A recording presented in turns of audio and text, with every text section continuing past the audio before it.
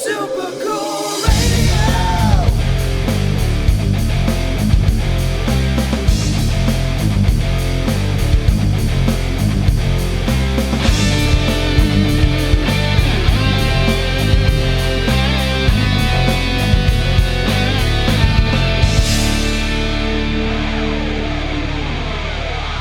Hey everyone, before we jump into the show, I want to tell you about our merch store on Threadless. Shop a wide variety of logos with multiple colors and sizes available for each design. Your support is greatly appreciated and helps us continue to make killer content like this episode. Please visit supercoolradio.threadless.com or the link in the description to shop now. Hello everyone. I am Matthew Thomas. This is Super Cool Radio. Thank you so much for tuning in. I got a great guest with me for this episode. He's part of a fearless concept band signed with Pavement Entertainment that recently released a killer new EP entitled Weathered and Torn. Please welcome Gorden of Images of Eden. Thank you so much for having me, brother. Really appreciate it. Of course. Thank you so much for hanging out with me. I checked out the new EP. I really enjoyed it. I got some really cool stuff to talk about, and I'm definitely looking forward to chatting with you. Absolutely, man. Thanks for having me. Yeah. Of course. Now, I did want to start with an interesting question for you. I know you guys just played some killer shows. What has been the best show you've either seen or been a part of? Ooh, this tour or just kind of in general? In general or tour, however you want to phrase it. Well, I tell you, this tour has been insane. I mean, we've played for more sold-out shows than ever. I think the first 7 of the first 11 shows were sold out.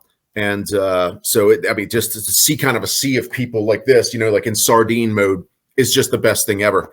But, it's funny. I still go back to some previous shows. On our Angel Born tour last year, we were out with Yngwie Malmsteen, and it fluctuated depending on the city. I always thought that reactions were going to be kind of across the board, sort of in line. But when we got to Grand Junction, Colorado, I'm not really sure what was in the water up there, but those people were just berserk maniacs. We got on stage, and it was like after the first song, you'd think it was a Led Zeppelin reunion and people waiting to see Zeppelin for decades. They just went crazy. And I mean, we were all looking at each other like, what's up here? Phenomenal show. When the audience is freaking out and going berserk, that's just like throwing gasoline on our fire. So I would major shout out to I believe it was the Mesa Theater in Grand Junction, Colorado. They were absolutely awesome. Oh, that sounds really cool, especially when it's an energy exchange when you go to a concert. You give out the energy, but the crowd returns the energy as well. And when both are connecting, it is truly incredible. You're exactly right, because I don't know that the fans or crowds really truly understand how much impact that they have on us when we're playing live. Because when you see people really getting into it, I scan the crowd. I'm looking at everybody, every single person. I see who's getting into it and who's freaking out. I acknowledge them, or I'll sing to them. If somebody's taking video, I'll get right up in front. So when I see stuff like that, that just pushes me even harder. And I hit the gas even harder. And I love it. And that's how it should be. The music, especially with your guys' style of music, it's supposed to get people into the music. It's supposed to get people hype. It's supposed to get people energized. And when you get that crowd energized, just like in Colorado, it's a good time. Absolutely. Yep. And you're absolutely, we amped it up a little bit for this EP. So yes. And I did want to talk about, before we talk about the EP, so the band Images of Eden, how did that come together, and how did you come up with the name? It was I'd been in and out of bands just like most musicians my whole life, and in 1998 I got into a band. They brought me on board. It went okay for a little while, but I was kind of at the end of my rope with joining bands because it was never really what I wanted to do, or there's always that one clown in the band that was causing grief for everybody. And I was pretty much up to here. And when I was in this particular band, it was no different. And the guy who kind of ran things sent another guy out to fire me. And it was great. It's the best thing that ever happened to me. I said, okay, I'm done. I spent a lot of years learning all the instruments. I started on guitar, then I learned vocals, keyboards, bass, and drums. So I had working knowledge of everything to the point to where I could demo out a full song. So I said, okay, the time is now. I have a vision. I have a message. I have a sound that I want, and I want to do this now, undiluted, unfiltered, and with no one watering it down. So I went into the studio around a little after, at the end of 1998, with a studio drummer friend of mine, and we tracked the first Images of Eden album, which later I kind of started calling Chapter 1. Long story short, it was an ongoing kind of story. And I had an album title. It was going to be called Images of Eden, but I didn't have a band name, and I was at a loss. But because, I mean, the theme of the songs, Images of Eden was the perfect album name. So I was talking to my wife one time, and I said, I don't know what to call the band, but this album's called Images of Eden. And she says, no, that's the name of the band. Think about it. Think about what you stand for, and think about the things you believe in, and the message that you're trying to put out there, one of hope, etc. Just call it Images of Eden. I thought, you're right. And it just stuck. So that's pretty much how I got that. Well, that's really awesome, especially to bounce ideas off partners and spouses and stuff. Like sometimes it just takes someone else to go, no, you should just do this because it actually makes sense. Exactly. Yep. Yeah. But I did want to talk about, so obviously, as I said, from my research of you guys more of like a concept. You have a concept around this band. So like, what is the concept behind Images of Eden? It kind of shifted about midway through, and I'll kind of get into that. I started the writing process and all just after I got sober, and it was a really rough time for me. In 1997, it was October of '97, and I was in such a bad place from alcohol, and I would wake up shaking in the mornings and have to drink to get rid of that. And I knew the beginning of the end was near. I was just hoping that the beginning of the end was death. One day, I just said, I can't do this one more day. That was October 26, 1997, in my 25 years coming up next week. I just woke up one day and I said, if you exist, kill me or take this crap out of me now. Today, I can't do this one more day. So I went to work shaking. I didn't drink. I figured, I'll be okay, whatever I have to go through. Around 2 o'clock, I started going into full-blown detox, was taken to the ER by some friends. My blood pressure was 213 over 186. And they said, if you hadn't come in, you'd been dead probably in about 24 hours. I was about 50 pounds underweight, and you can kind of fill in the rest. So something happened in that room. And they kept me there, wrung me out for 3 days. I walked out and I never looked back. So it was sort of after that where I felt this compelling need to do this. And it was sort of my story of survival and everything I went through. The first 3 albums were sort of an ongoing kind of narrative, and through Rebuilding the Ruins, our 3rd album. Now, after our 3rd album, a lot happened, much more to even go into than you can imagine. We sort of reformed, rebranded. I'd hooked up with some amazing musicians, Steve Dorsum, etc. And at that point in time, we just sort of I kind of felt a slightly different direction, but still keeping the same sound and the same concept, beginning with Soul Rise. Not to give it away, but if you read the lyrics to Soul Rise, Angel Born, and Weathered and Torn, you'll notice that there is a sort of a dialogue narrative. I'll just keep it at that. But, I think what it was is, not just me, but we're a band of survivors. I mean, multiple guys in this band have gone through something, whether it's addiction, abuse, something like that. And we're survivors. And we want to say, look, we are proof that there is amazing life. There is an amazing life after addiction, after trauma, but you have to work through it. I know there are people on the fence in all these shows that we're playing that are trying to get off something, that are trying to get past something.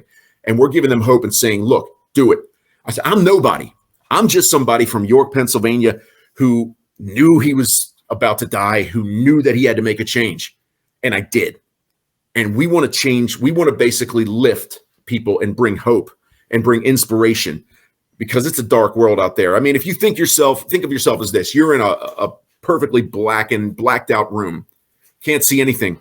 Just a little pinhole of light shines so much into that room. And that's where we are. I mean, we want to say, look, we know the problems you're going through. We've been through them all, most of them. Even if we haven't been through your particular problem, we've been through something similar, and we are proof that you can not only change, but life is better now than it ever was before all of this. So it was a real blessing in disguise that I went through what I went through. That was very intense and powerful story. Thank you so much for sharing, because I was obviously Absolutely.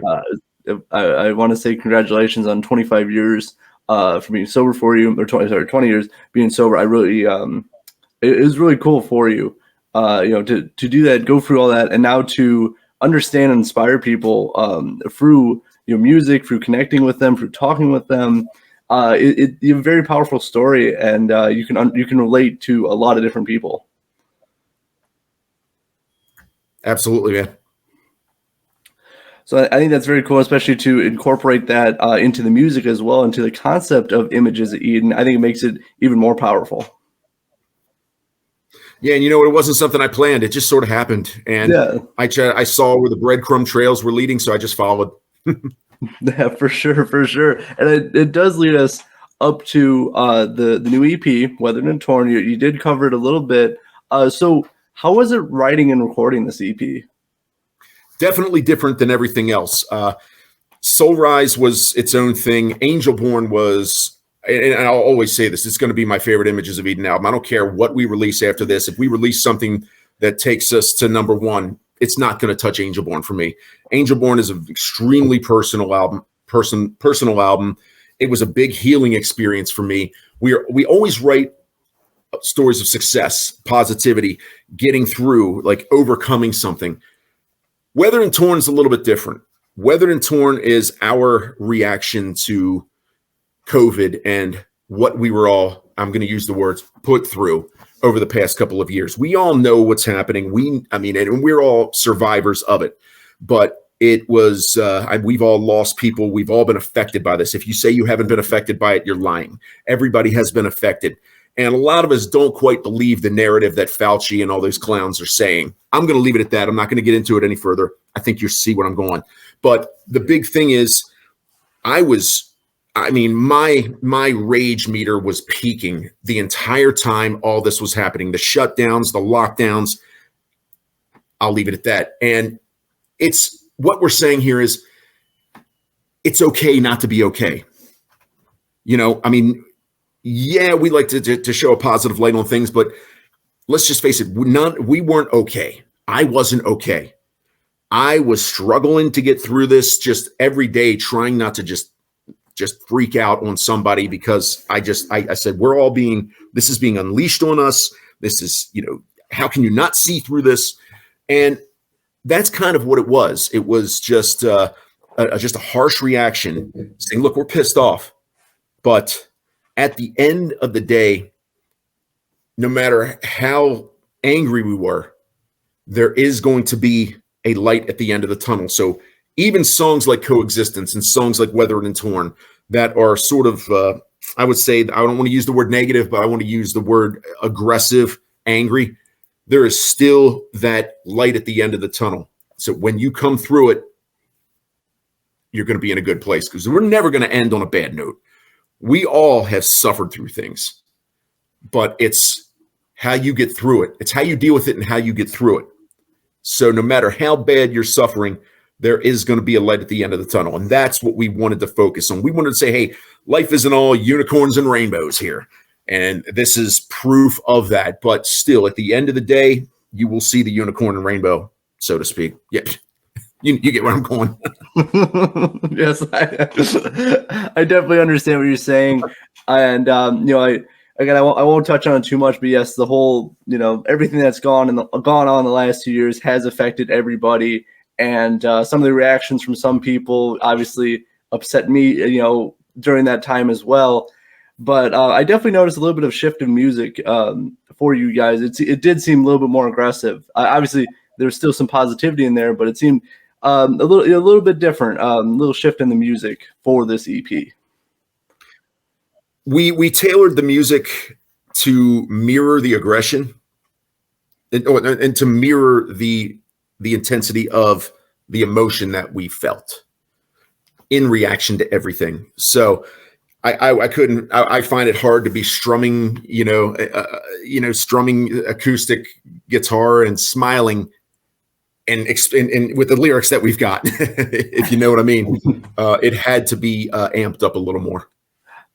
Yeah, definitely. I could tell just listening from the previous work to the new EP. There, again, as I said, it's a little bit of change in there, but also it kind of reflects of what was going on, at that time. With the I felt the same kind of level of rage at points, in the last couple of years with everything going on. So I definitely understood what you guys were going with, and now hearing kind of the backstory, it makes a lot of sense.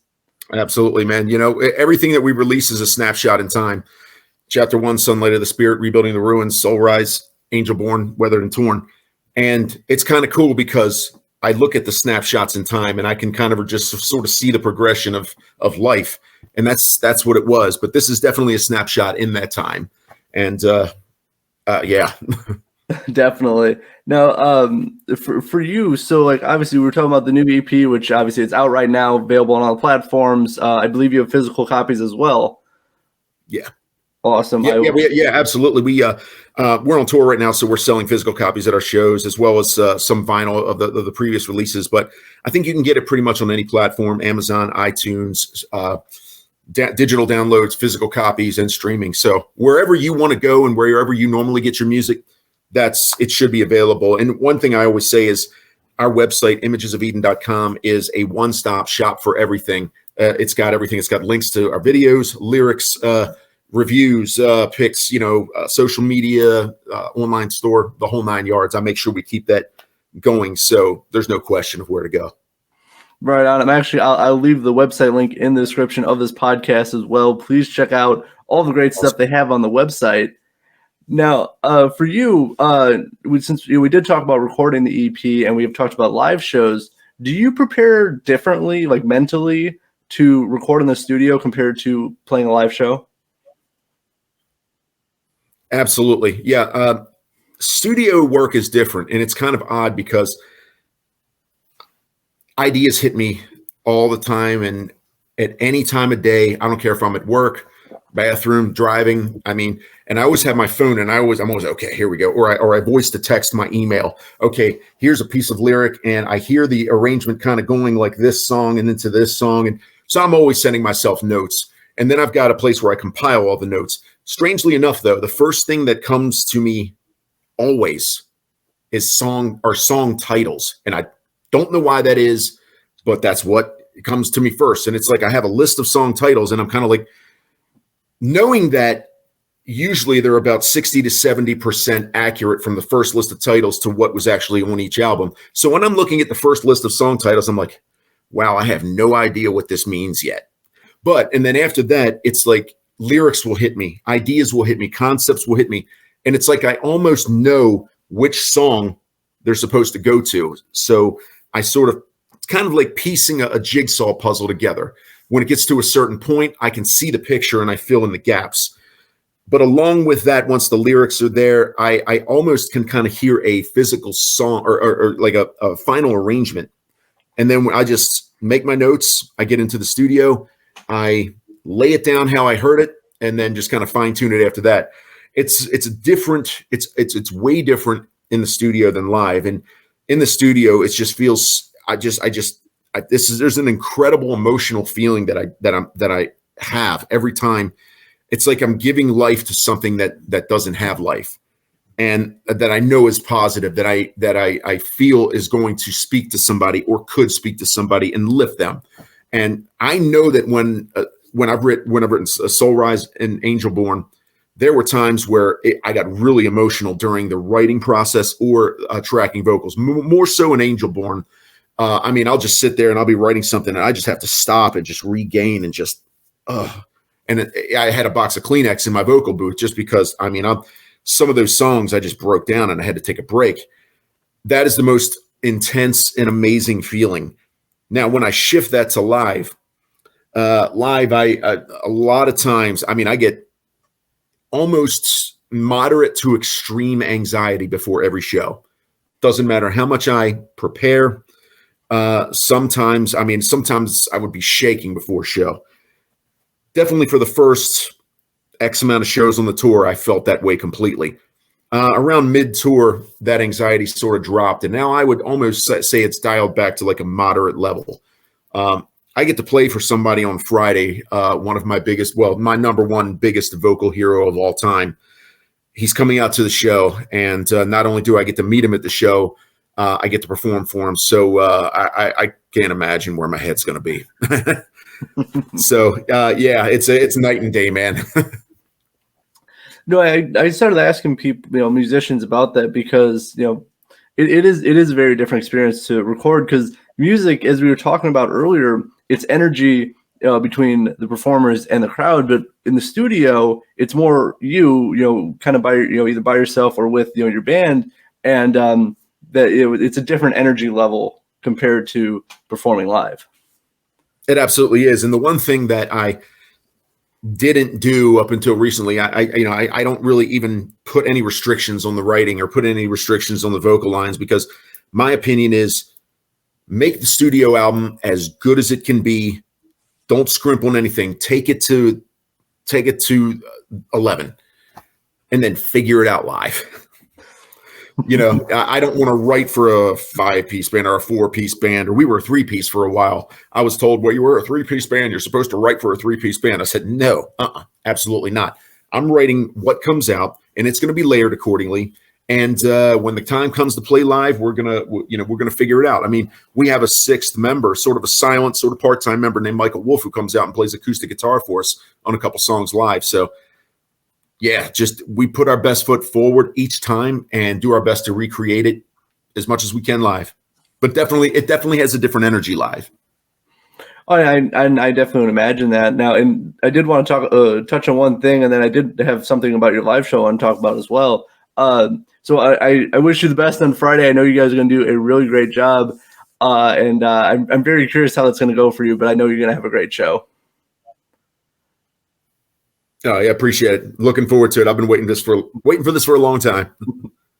I know you guys are gonna do great. Now, and it's interesting we talk about when you you crank it to the max in the studio and then you figure it out live. I know there's some bands who just write for what they have, or there's some that put way too much and then they don't know how to convert that to a live show. So how do you do that to translate the studio stuff to a live show?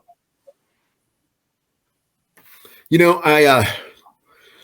kind of weird. Like I'll write something and sometimes there'll be a dual guitar harmony. So our keyboard player, Dean Harris, actually really does a lot of good stuff live. We slightly, I don't want to say the word alter, but we give it a different feel. If there is a harmony guitar, he'll play that on his top keyboard. And if there's a piano part or some kind of string, he'll hit that on the bottom. And sometimes he doubles the guitar. So we make sure all of the parts are there. But like I said, it has a slightly different feel. You're going to hear the same band. You're going to hear all the same energy and probably higher energy, because live, it's impossible to give the same amount of oomph in the studio as you do live. But it's definitely kind of a cool, slightly altered vibe. But it's all there and then some. Definitely, if I ever get a chance, I definitely look forward to seeing you guys live. Now, for you, do you have a favorite song to perform live? Yeah, definitely. Serenity Rain off of Angel Born. It's just huge live. It's got a lot of orchestration. Starts off with acoustic guitar and some keys and some orchestration, and then it just low end bass drop and boom. It's just so high energy on stage and off, and it's probably the biggest sound of all songs that we play live, especially when it kicks in. And the lyrics are extremely personal on that one, and I just feel just this and whenever I deliver it. I mean, in the music and everybody playing at just 10, and the energy of everything, it just fuels me. So that's by far my favorite song live. But it's really cool. And I know, again, I've talked to a few other people, and they say like when they have a very song that's either personal to them or song they really like, it like takes them they remember that moment, like when they started recording it or like writing it, or like the reason it inspired them to write the song. Does that happen for you? Yes. I know when I'm playing live, there's always a slightly different feel, and there's definitely different energy. But there definitely have been times, and I do draw back. I do draw the original emotion, the original reason that I wrote the song, the original inspiration when I'm singing it, because I feel like if you're not, then how are you going to really portray the emotion? If you're not, I mean, that's I also talk about writing. You know, if you don't write something that is so deep that almost brings you to tears, how's the emotion going to be, or not necessarily tears, but whatever, how's the emotion going to be taken by the listener? It probably won't. You have to push yourself to really just, and there have been a couple times with some of these songs, especially Serenity Rain, where I get to certain parts and I start to get a little teary eyed and I just, shake it off. You're live. Don't do it now. But just channel it into, and that's what I do. And I know that has to come across that way, because how could it not? I mean, we have a brand new song actually that's right behind Serenity, is The Dead Me, which is off of Weathered and Torn. The second verse of that song, I'm just like crying out the lyrics almost every night. And I know that's obvious. I know they can feel it, because I feel it. Again, I feel that pain that I went through 25 years ago, and I'm portraying that out to the crowd and say, this is how bad it was, but I'm not that guy anymore. And I know they feel that. They have to. Well, it's something I kind of thought of recently, is that music is almost purely emotion based.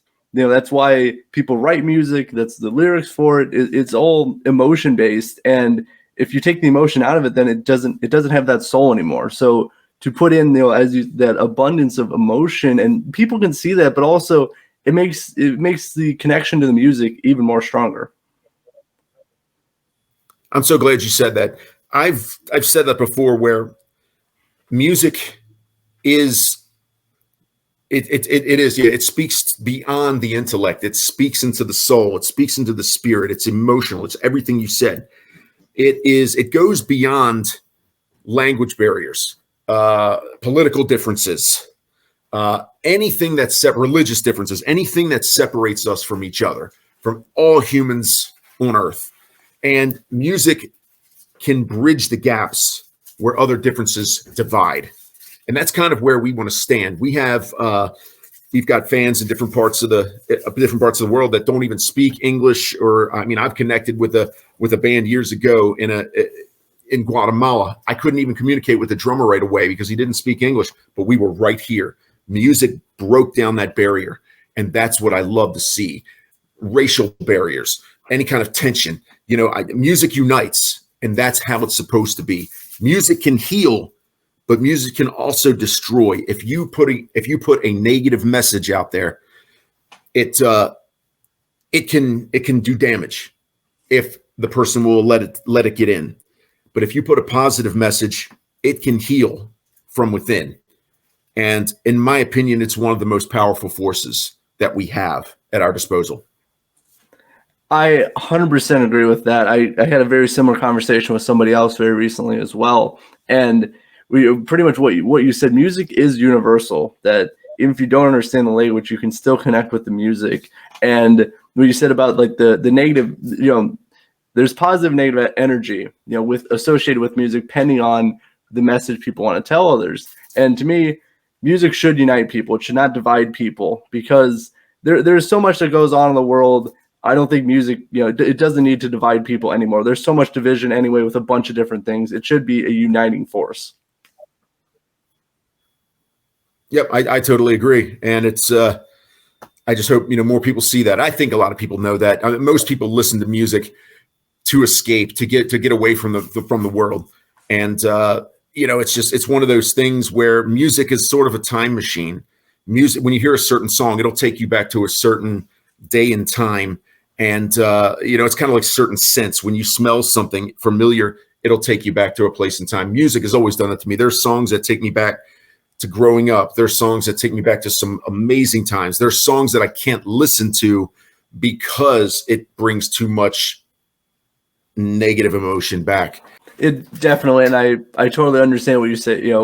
what you say about that as well, because even though I'm only in my early 20s, there's some bands who either remind me of somebody who I don't want to be reminded of, or a time where I don't want to think about anymore. But it is very interesting how music kind of evokes that kind of different memories of people based on like whatever the song or whatever was going on in their lifetime. Yep, exactly. And it's I wouldn't want to be doing anything else. Exactly. Now, as I'm wrapping up this interview, I do got one more question for you, and then we're going to talk about the future plans for Images of Eden. So what is there a dream venue you want to perform at that you've not yet? A venue? Wacken Open Air in Germany. Yeah, that's sort of like the goal, I think, for many. The main stage, but that's kind of like step 100, and we're at like step 15 or 16. So we're gonna push. I mean, we definitely our goal is to get to Europe, get to Japan. We started having some conversations last night to kind of move forward, and everything starts off as an idea and a conversation, and then next thing you know, you're making plans and you're booking flights. So honestly, I wasn't even expecting to get this far based on what I know about the music business and how absolutely, I'm going to put it real, how absolutely horrible it is. But so I'm already feeling like we're on bonus time right now. Being able to tour with Michael Schenker, Yngwie Malmsteen, Metal Church, Doro, played a show with Jeff Tate, with Stryper, meeting people that I've looked up to as a kid. We've won. But we don't want to stop here. We want to keep going. Absolutely. As far as we can take it. It can be straight horrible, but there's also a lot of positivity that does come out of it as well. I know you guys are very, very positive with everything. And I do hope you get to step 100. I know you guys are definitely working towards all of that. And then it'd be so cool to have you guys be, touring internationally as well. Yep. That's what we're working towards. I appreciate the great words. Absolutely. Of course. Now, last thing. So what does the rest of 2022 look like, and what does next year, 2023, look like? Yeah, I'll tell you what, I'll back up to January of 2022. After our tour last year, we ended just before the holidays, and we said, okay, let's just relax over the holidays. And then, early January, let's talk about the plans. So we pulled our label in and said, okay, we have a few ideas. Long story short, after we talked through a game plan with our label, it was decided, hey, we're going to do an EP, and we're gonna actually hit Europe really hard.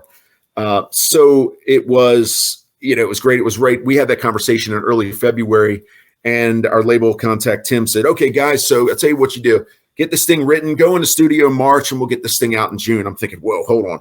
I have to write this stuff. I knew it was going to take some time. So, but literally within 4 months, I was able to, get it written, get it tracked, upgrade my studio, because I finally got to the point that I was going to do the production and the mixing. Did the mixing, sent it off to our producer, Bill Matoyer, who did the mastering. And at the same time we're doing this, we're planning the Michael Schenker tour. I literally was able to hand in the EP the very last day so that we could get it released on September 16th. So I was working at breakneck speed from basically February to present without time for bathroom breaks. Man, I have to pencil those in. It seems like this is what I wanted, though. This is what I asked for. So I couldn't be happier. But I'll tell you what, this tour, we've been on tour 4 times. This one is no joke. And I mean, that's a whole nother podcast worth of information. So I know when I get home, I'm probably just going to collapse for a while. And I know we want to just sort of let the dust settle, shake off what just happened in the whole last 9 or 10 months, and then kind of see where do we stand here? Where do we stand with everything that's happened? Where do we stand with opportunities that have come from the tour, from the contacts that we've made? So we're just going to kind of look at all the chips or all the puzzle pieces that are on the table, all the cards that are on the table, whatever you want to call it, and just say, okay, here's what we're looking at. What do we want to do next? Obviously, I'm going to continue to write for album number 7, and I've already got some songs kind of sort of in process, probably about 5 or 6 that are already in process. So I think right around after Thanksgiving, I'll feel like, sort of re-energized and ready to dive into the studio. I have a feeling that's probably what it's going to be, but it's the different hats. I'm in the studio one day, so I'm doing my thing. And then the next day, okay, now it's business. So we're going to talk about something. I never mix the two. I never do business and then, the business side and then jump in the studio, because honestly, the business side, I hate it. It's what pollutes your mind. I mean, our label guys are great, and we have some great people in our corner. The guys on Pavement, Muncie Ricci from Skateboard Marketing, and all of our team at Pavement. So we've got some great people in our court. But the problem is, when you deal with so many other people, whether it's, I'll just fill in the blanks. There are no credentials needed to be in the music business, and unfortunately, you see that. It's just, I want to be in the music business. I have no skills. But I'm going to do this and I'm going to do that. And that those people are plainly obvious in your day-to-day travels. But the real ones and the real deals, those are hard to find. So when you find them, you hold on to them. And we have found some. So we are holding on to them. I just had to throw that out there just because that's the way it is. When you talk about the business, when I deal with the business side, it just pollutes me and sours me. So I have to kind of shake that off, take the hat, put it off, put the creative hat on. And then I go to that good place that I won't, it's like sort of this bubble. I won't let anything negative inside when there's writing or when there's inspiration. There's nothing that's going to pollute that happy space. Well, and that's how it should be. And I know there's, as you said, the true professionals in the music industry really stand out, because there's a lot that are not exactly professional, but the ones that do, they definitely stand out, and those are the people to work with. Absolutely, totally agree. So, but I look forward to obviously you guys, as you said, work on new music. I wish you the best. Thank you for the insight of putting that bubble around to block out that negative energy, for you can write all this positive energy and put that positive music out there. Absolutely, man. I appreciate you saying that. Definitely means a lot, man. As I said, I'm going to leave some links in the description. Make sure to check out the website. The new EP, Weathered and Torn, currently on all the platforms, plus physical copies. Make sure to see Images of Eden live when you can. Gorden, I had a fantastic time chatting with you. Thank you so much. Oh, Matthew, you too, man. Thanks for having me, bud. Would love to do it again next time. And keep doing what you're doing. And one thing I do want to say is, I want to just say that our press people who help promote us and all, we hold them up here, man, because you guys are furthering what we want to do. You're furthering that dream that we've had ever since we were kids. So thank you right here. Thank you. So thank you, brother. Appreciate it. You have a great rest of your day. I appreciate all the kind words. I hope you have a great rest of your day as well. For Gorden of Images of Eden, I'm your host as always, Matthew Thomas. Thank you so much for watching and listening to Super Cool Radio. And remember, stay frosty.